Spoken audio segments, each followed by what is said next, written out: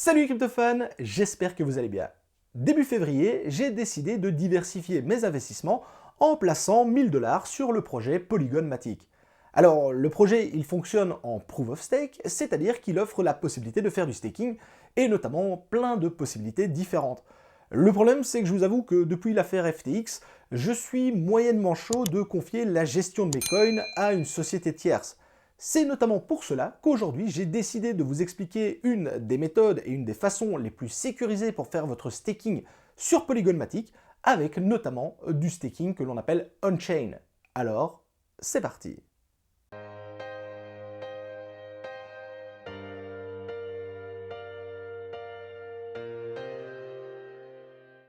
Cette vidéo vous est proposée en partenariat avec NordVPN. NordVPN, c'est LE leader du VPN pour surfer en toute sécurité sur Internet. Je passe mon temps dans mes vidéos à vous parler de sécuriser vos cryptos, et ici, NordVPN peut vous aider dans cette tâche. En effet, en passant par un VPN, votre connexion est chiffrée et sécurisée de bout en bout, ce qui empêche l'accès aux petits malins qui voudraient tenter de dérober et siphonner vos données. De plus, en masquant votre adresse IP, vous pouvez surfer en toute tranquillité sans crainte de voir vos informations fuiter sur le net. L'avantage avec NordVPN, c'est que grâce à leur technologie NordLynx, vous ne subissez aucune baisse de votre vitesse de connexion, contrairement à d'autres VPS. Celle-ci est maximale et sans limite de bande passante. L'application est disponible sur de nombreux systèmes comme Windows, macOS, Linux, Android et bien d'autres, et peut être activée en même temps sur 6 appareils avec un seul compte, de quoi protéger l'ensemble de vos équipements sur lesquels vous vous connectez. Et la cerise sur le gâteau, ils offrent une garantie de remboursement simple de 30 jours. Tous les clients qui achètent NordVPN pour la première fois peuvent obtenir un remboursement complet dans les 30 jours suivant leur achat, sans besoin de justification. Et ils acceptent les principaux modes de paiement, y compris les crypto-monnaies. La boucle est bouclée. N'hésitez pas à faire un tour en description pour retrouver le lien vers cette offre. Merci à NordVPN et bonne vidéo à tous. En staking, on distingue deux grandes méthodes ou formes de staking différentes. La première, c'est le staking on-chain, c'est-à-dire que l'on va sélectionner un node validateur sur un projet qui fait déjà fonctionner le réseau, et à ce node validateur, on va déléguer nos coins via un smart contract à partir directement de notre wallet. Les coins restent notre propriété, notre possession, on ne fait que les déléguer au node validateur. Et la deuxième possibilité, c'est de passer par un prestataire ou une plateforme qui va s'occuper à votre place de toute la partie staking. En fonctionnant de cette façon, vous allez devoir déposer vos coins de votre portefeuille sur le portefeuille de la plateforme. Ici, les coins ne vous appartiennent plus. Et ensuite, il suffit d'activer un contrat de staking sur la plateforme pour commencer à faire travailler vos crypto-monnaies. De manière générale, le staking on-chain est beaucoup plus sécurisé que le staking via un prestataire ou une plateforme. Tout simplement parce que vous gardez la main sur vos coins et vous allez directement interagir avec la blockchain et les nodes validateurs au moyen d'un smart contract. Au contraire du staking via un prestataire ou une plateforme, où là il suffit juste de déposer vos coins sur la plateforme, notamment pour activer les différents contrats qui vous intéressent. Et l'avantage ici, c'est que c'est généralement extrêmement simple, puisqu'il suffit juste de détenir les fonds sur la plateforme en question. Et également, les APR, c'est-à-dire les retours sur investissement, sont généralement un petit peu plus élevés, justement pour attirer les futurs clients. La contrepartie, c'est que dans ce genre de cas, les fonds ne vous appartiennent plus directement et vous devez donc faire totalement confiance dans la plateforme avec laquelle vous allez travailler. Cependant, il existe également un juste milieu, et c'est ça qui est pas mal. On a par exemple la société Meria, ex-Just Mining, qui est la société qui appartient à Asher. Elle vous permet soit de faire du staking directement depuis leur plateforme, et de cette façon c'est extrêmement simple puisque vous passez par la plateforme Meria où tout est simplifié au possible, mais vous avez également la possibilité de déléguer directement à leur node validateur depuis votre portefeuille. Et de cette façon, avec une même plateforme, on a les deux possibilités qui s'offrent à nous. Vous l'aurez compris, il en existe pour tous les goûts et pour tous les types d'investisseurs. C'est vraiment à vous de voir quelle méthode vous intéresse le plus. Par contre, moi, en ce qui me concerne, je vous le disais en début de vidéo, l'affaire FTX m'a vraiment refroidi vis-à-vis des prestataires et des plateformes à laquelle je confie mes fonds, et donc c'est pour ça que dans cette vidéo, moi je vais sélectionner la méthode on-chain où je vais directement déléguer mes fonds au node validateur. Pour commencer, vous devez comprendre que pour faire du staking de Matic, il va nous falloir 4 choses bien précises. La première, c'est de posséder du Matic, et ça tombe bien, on peut en acheter sur pratiquement n'importe quel exchange. Deuxièmement, il va nous falloir un wallet, un portefeuille sur lequel nous allons pouvoir justement stocker nos Matic. En troisième point, il va falloir choisir un node validateur auquel on va déléguer nos Matic pour faire le staking. Et pour finir, le quatrième point, ça va être de détenir un petit peu d'Ethereum sur le portefeuille justement sur lequel on va détenir nos Matic pour payer notamment les frais d'activation du smart contract. Alors, pour le point numéro 1, la première chose, ça va être d'acheter du Matic sur un exchange. Bon, pour ça, je vous passe la procédure. Cependant, j'ai une petite astuce qui va vous permettre d'économiser 15 balles et de ne pas faire la même erreur que moi. En effet, au départ, quand je me suis lancé dans le projet Polygon Matic, j'étais persuadé que le staking de Matic se faisait sur le réseau Polygon Matic. Ça peut sembler évident, sauf que ben non, je vous apprends que non, ça ne passe pas par le réseau Polygon Matic, mais par le réseau Ethereum et notamment le fameux réseau ERC20. Or, le réseau Ethereum, c'est un réseau qui est relativement cher, et notamment si vous achetez par exemple vos Polygon Matic sur Binance, eh bien le simple fait d'effectuer un retrait depuis la plateforme va vous coûter déjà une douzaine d'euros. Alors même que vous n'avez pas effectué la moindre opération, vous avez déjà 12 euros de frais. Alors, il y a également la possibilité de faire des swaps ou des bridges pour passer notamment vos Polygon Matic depuis le réseau Polygon vers le réseau Ethereum, sauf que le problème, c'est que ça coûte également extrêmement cher. Pour vous dire, j'ai voulu tenter l'expérience avec une centaine de dollars de Matic, et le bridge me demandait pratiquement 60 dollars, soit 60% de la somme, c'est absolument pas intéressant. Sauf que vous vous en doutez, si je vous en parle, c'est que je vous ai trouvé notamment une petite astuce pour réduire ces frais. Eh bien, la solution, ça a été pour moi de passer par l'exchange Kraken. J'ai fait le tour des différents exchanges, et c'est notamment lui qui me proposait les frais de retrait les moins élevés. Alors, la solution, elle est très simple. Soit vous achetez directement vos Matic sur Kraken, et à partir de là, vous pouvez déjà passer à l'étape suivante. Soit si par exemple vous avez acheté vos Matic sur Binance ou sur tout autre exchange, la solution c'est d'envoyer ces Polygon Matic vers l'exchange Kraken en sélectionnant le réseau Polygon. Ça va vous coûter une dizaine de centimes pour réaliser la transaction. Et une fois que vos Matic sont arrivés sur Kraken, vous faites un retrait depuis Kraken vers votre portefeuille en ERC20 avec le réseau Ethereum. Et là, par chance, Kraken ne vous facture que plus ou moins 4 dollars pour réaliser la transaction. Ce qui est beaucoup moins cher que sur les autres exchanges sur lesquels j'ai regardé, notamment pour retirer directement en ERC20. Ensuite, pour le point numéro 2, comme je vous le disais, il va nous falloir un wallet, un portefeuille sur lequel on va stocker nos Polygon Matic.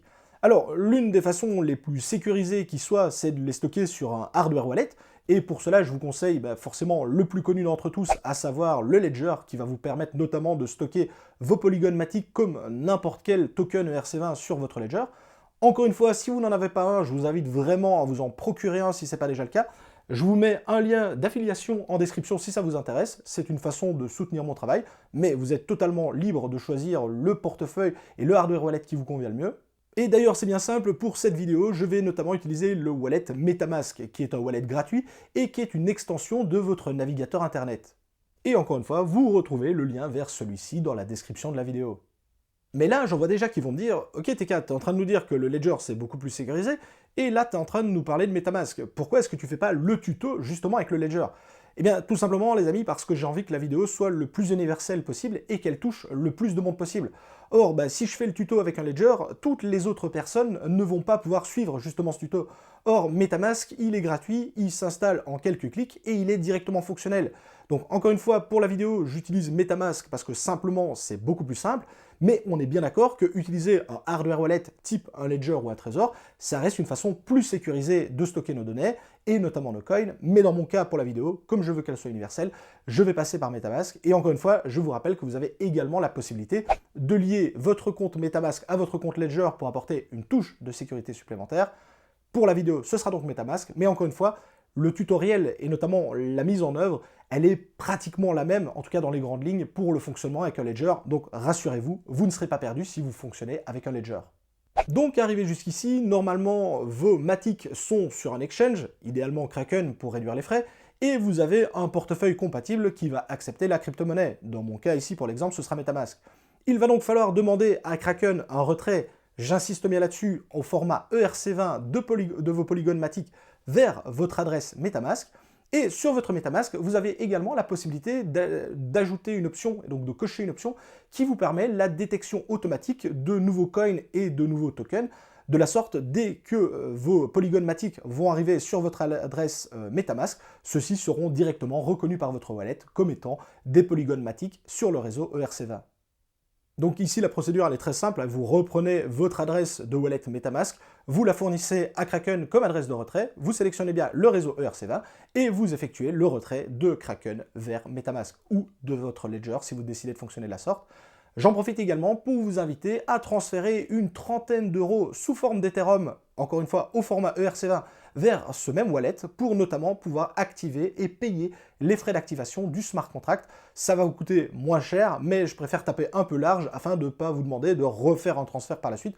Donc transférer une trentaine d'euros d'Ethereum, encore une fois en ERC20, sur le wallet que vous allez utiliser. Les deux premières étapes étant réalisées, la troisième étape va maintenant être de sélectionner un node validateur. Alors pour cette vidéo, je vais sélectionner un node validateur que je connais extrêmement bien et chez qui je suis client depuis de nombreuses années pour d'autres projets. Il s'agit de Allnodes. Alors je vous le dis tout de suite, la vidéo n'est pas du tout sponsorisée par eux, c'est tout simplement parce que moi je suis client chez eux depuis de nombreuses années pour d'autres nodes comme je vous le disais.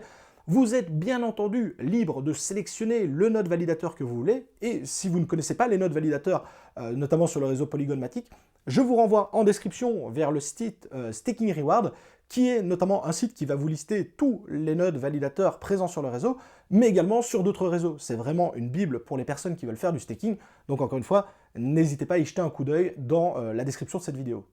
Et donc, lorsque vous débarquez sur le site Allnode pour la première fois, la première chose à faire va être de créer un compte sur la plateforme, parce que c'est grâce à ce compte que vous allez avoir accès notamment au dashboard, qui va vous permettre justement la gestion complète de l'offre de staking que vous allez utiliser.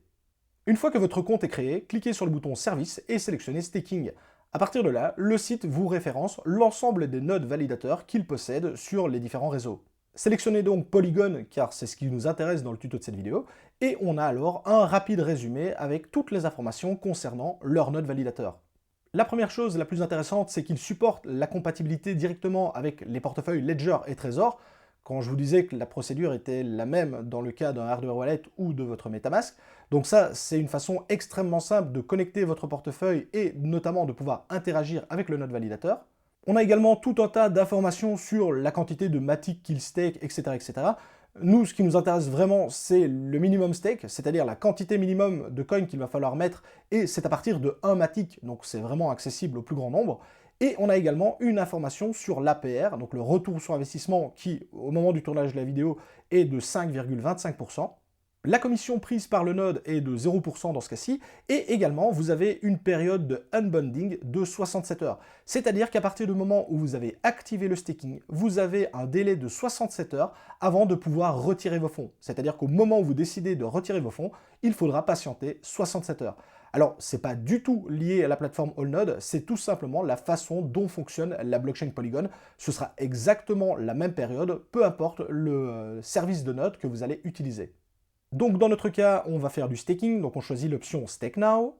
On arrive alors sur une nouvelle page qui nous présente rapidement le staking de Polygon. Cliquez sur Stake Matic. On arrive alors sur une page qui va nous permettre justement toute l'interaction avec leur node validateur et notre propre portefeuille.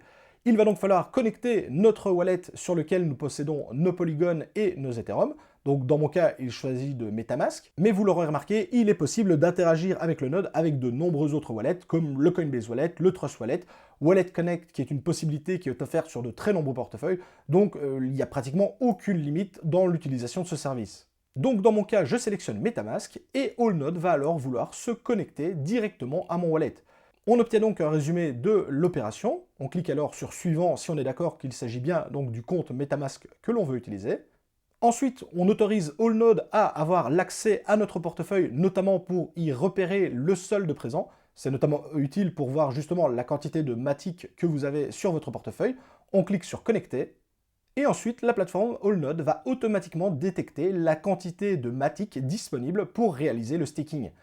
Là, on obtient un message de prévention qui nous dit justement de ne pas dupliquer les transactions, c'est-à-dire que lorsqu'on en a réalisé une opération, il ne faut pas cliquer comme un acharné sur Delegate un maximum, il faut vraiment patienter le temps que tout le système soit validé par notamment le réseau Ethereum et le réseau Polygon. Donc on coche la petite case et on clique sur Next Step. La première étape va donc d'être d'approuver le token Matic, donc sur la quantité que l'on va vouloir déléguer. On clique ensuite sur Approved. Allnode nous demande alors d'accéder à Nomatic via notamment un smart contract qu'il faut exécuter, et on a un rapide résumé du coût que cela va représenter. Et oui, je vous avais prévenu, on est sur Ethereum et sur le réseau ERC20, donc ça coûte effectivement un petit peu d'argent. Si on est d'accord avec cela, on peut cliquer sur Confirmer. Il faut alors patienter une dizaine de secondes afin que le smart contract s'exécute et que la transaction soit validée par le réseau. Ensuite, AllNode nous demande quelle quantité de Matic on veut déléguer à leur node validateur. Et là, vous avez la possibilité de sélectionner vous-même la quantité que vous voulez mettre. Et lorsque tout cela vous convient, vous avez un résumé également du coût de la transaction et de l'activation du smart contract. Si vous êtes d'accord avec cela, il suffit de cliquer sur Delegate. De nouveau, vous avez un résumé du smart contract qui va s'exécuter et vous avez la possibilité de cliquer sur Confirmer si vous êtes d'accord avec l'opération. De nouveau, il faut patienter une dizaine de secondes afin que l'opération ait bien lieu et que le smart contract s'exécute. Pour finir, si toutes les étapes se sont correctement déroulées, vous avez un gros V en vert qui vous indique que tout s'est bien passé et que vous déléguez officiellement vos Matic à leur node validateur. Vous pouvez alors cliquer sur Proceed to Portfolio pour avoir un accès à votre dashboard et voir justement tout ce qui se passe au niveau du staking de vos Matic. Sur ce tableau de bord, vous avez un rapide résumé de toutes les informations qui sont disponibles à l'instant T au moment où vous avez délégué vos Matic, et ceci est mis à jour en continu. Donc on y retrouve notamment l'évolution du prix du Matic à l'instant T, la quantité de Matic que vous avez délégué ainsi que leur prix en dollars. Et pour finir, les deux dernières colonnes qui sont probablement les plus intéressantes, qui sont la quantité d'US dollars que vous allez générer chaque jour grâce à votre staking, et également la quantité de Matic que vous avez généré, ainsi que leur prix à l'instant T. En dessous, vous avez un rapide résumé de la transaction que vous avez réalisée et de toutes les opérations qui ont été faites, notamment l'APR qui est indiqué, la quantité de Matic que vous avez en balance, la quantité que vous avez ajoutée, à quelle date, etc., etc. Et si vous cliquez sur les trois petits points à côté de cette longue ligne, vous avez la possibilité de renommer votre staking. Ça n'a pas spécialement d'importance, c'est juste pour les retrouver. Vous avez également la possibilité de déléguer plus de Matic si vous le souhaitez. Le Wide Row vous permet de retirer vos rewards. Vous pouvez également sélectionner de restaker vos rewards, c'est-à-dire que plutôt que de les récupérer, vous les remettez automatiquement sur le node validateur. Et vous avez la possibilité de undelegate, c'est-à-dire de récupérer la totalité des Matic que vous avez mis en staking chez eux. Encore une fois, n'oubliez pas que vous avez un délai de 67 heures avant de pouvoir récupérer la main sur les Matic que vous avez délégués. Et arrivé jusqu'ici, il n'y a absolument plus rien à faire, vous avez réalisé toutes les étapes. Il suffit maintenant d'attendre que vos polygones réalisent des opérations de staking via le node validateur et d'être rémunérés pour ceci. En conclusion, normalement avec ce tuto, vous devriez être capable de faire très facilement du staking de Matic on-chain, c'est-à-dire vraiment en conservant la main sur vos fonds et en déléguant via un node validateur vos fonds à l'aide d'un smart contract. Mais on est bien d'accord, vous l'aurez vu avec toutes les manipulations qu'il a fallu faire, c'est effectivement beaucoup moins sexy que de déposer sur une plateforme et de cocher la case « Je veux faire du staking de Matic » avec un APR qui est indiqué et il suffit de cliquer « Oui » et tout se fait automatiquement. Effectivement, ici, on réalise toutes les opérations nous-mêmes, mais on interagit directement avec la blockchain. C'est aussi ça le gros avantage, puisque à la base, et la philosophie même du staking, ce serait qu'on fasse tous idéalement du staking on-chain et qu'on ne passe pas par des prestataires de services. Mais on est bien d'accord que quand on voit toutes ces étapes qui, pour certaines personnes, peuvent être effectivement un peu compliquées, ça peut être un gros frein. Mais on est bien d'accord que pour moi, et je sais ce que vous allez me dire, le plus gros frein, ça reste clairement les frais qui sont demandés pour réaliser les opérations de staking. On l'a vu dans ma vidéo, moi ça m'a coûté quasiment une vingtaine de dollars pour réaliser la totalité des opérations. Et oui, je sais, c'est cher. Typiquement, si vous avez 15 dollars de Matic, on est bien d'accord que ce type d'opération n'est pas du tout intéressante. Et je pense vraiment que le staking on-chain, pour quel que soit le coin, mais particulièrement dans le cas de Matic, puisque comme on fonctionne sur le réseau Ethereum ERC20, c'est relativement cher, il faut effectivement probablement détenir une certaine quantité de Matic en stock pour que l'opération soit intéressante. Donc typiquement, vous avez 50 Matic, 50 dollars de Matic, le staking on-chain ne sera pas spécialement intéressant parce que ça va vous coûter beaucoup trop cher en frais, et donc d'une certaine façon, c'est pas trop un problème de les laisser sur une plateforme d'échange au risque de se les faire voler, mais dans le pire des cas, vous aurez perdu 50 dollars de Matic, en tout cas à l'instant T. Par contre, il est certain que si vous avez 5 000, 10 000, 100 000 euros de Matic, là, clairement, je ne peux que vous conseiller de faire du staking on-chain et de ne pas laisser ces fonds sur une plateforme dans laquelle vous ne détenez pas vos clés privées. On l'a vu par le passé, ça reste toujours un énorme risque et on ne cesse de répéter que not your key, not your coin. Quand vous ne détenez pas vos clés privées, vous ne détenez pas réellement vos coins. Et c'est notamment à cela que sert le staking on-chain. Bref les amis, j'espère vraiment que cette vidéo vous aura plu. Moi en tout cas, ça m'a fait extrêmement plaisir de partager cela avec vous. C'est encore une nouvelle corde à mon arc. Comme toujours, si la vidéo vous a plu, n'hésitez pas à la liker, n'hésitez pas à la partager pour qu'un maximum de personnes soient au courant. N'hésitez pas non plus à cliquer sur ce bouton s'abonner si ce n'est pas encore le cas. Je vous rappelle que s'abonner, c'est totalement gratuit et quand c'est gratuit, c'est vachement pas cher. Je vous souhaite à tous d'excellents investissements dans le monde des crypto-monnaies et notamment dans le staking de Polygon. C'était Monsieur TK, ciao les crypto-fans.